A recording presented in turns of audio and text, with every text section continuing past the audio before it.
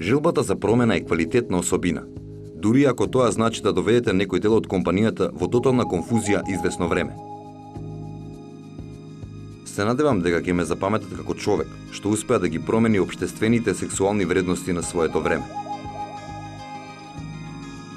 Навистина е неверојатно кога ќе погледнам 30 години наназад, кога Microsoft почнуваше и кога ќе видам како начинот на работа се промени. Конечно се приближуваме до она што јас го нарекувам дигитален начин на работа. Технологијата постојано еволуира, а компаниите, и тоа не само истражувачките компании, не смеат да се плашат од предизвикот на промените. Разумниот човек се адаптира себе си кон светот.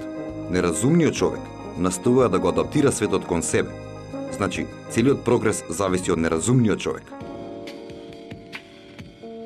Вилијам Хенри Гейтс III, роден во октомври 1955 во Сиетл, председател на управниот одбор на Microsoft, според магазинот Forbes, се уште најбогатиот човек на светот и еден од највлијателните личности на светот.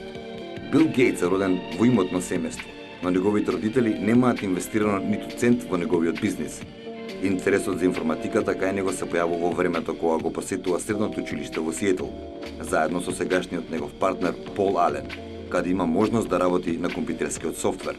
Во 1975 година Гейтс ги напушта студиите на Харвард и заедно со Пол Ален го креираат QBasic софтверот и ја формираат Microsoft Corporation.